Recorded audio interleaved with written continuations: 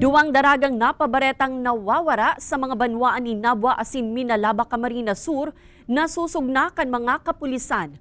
Pangapodan kan mga otoridad sa mga magurang asin hovenes. Aramunta sa report.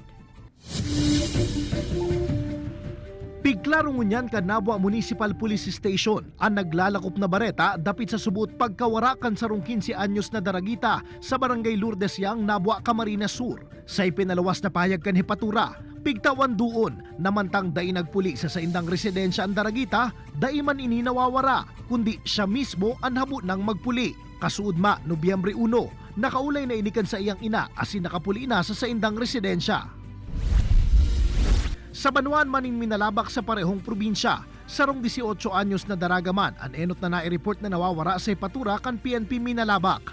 Sigun sa ina kan daraga, Oktubre 31 kan magpaaram sa iyan sa iyang aki na mapasiring sa syudad ni Naga, kaibanan ang kaeskwela ka ini para magbakal ning gamit alagad da ina ini nagpuli pa. Hasta nga ako pigparachat mi na si kailusyon nga ni inaaram ko ngunyan, sa kasi mga barkada, si mga kaklase, pigparapachat ko sa aki ko sa kaduman sa mga kaklase niya man lang.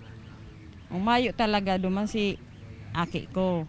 Sa tabang kan mga otoridad, napag-araman na daiman nawawara kundi nag-iba palan sa iyang dating kailusyon sa probinsya ng Camarines Norte ang daraga. Sa presente, pigpasundo na ini sa nasambitan ng probinsya papuli sa banwaan in Minalabak. Kamong mga kaakian ngunyan, arog kani dahil na nino pag arogon ta, dapat magpaaram sa magurang itong tol-tol. Dahil na para inarambog ta kung arog kani nga nangyayari ngunyan na panahon. Apelaman kan PNP asin DepEd sa mga magurang asin hovenes. Magkaigwanin bukas na komunikasyon sa kada saro, nganing maibitaran ang mga siring na insidente. We advise na sana mga youths po natin maging responsible po tayo. Huwag po tayong maging selfish na sarili lang po nating kaligayahan ang iniisip.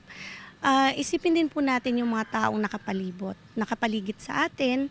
Minsan may mga activities na nire-request na ng mga learners natin, nagpapaalam sila na baka pwedeng ganito mag-meet up sa bahay ng classmate para may ma-finalize na yung mga projects nila. So, yung mga ganyan outside the school, kailangan i-coordinate pa rin sa parents. Pagirumduman ngunyan kan mga otoridad, daibasang na mag-post nin impormasyon online kung mayo nin basehan asin day kumpirmado, tanganing maibitaran na magkausa pa ininin alarma sa publiko.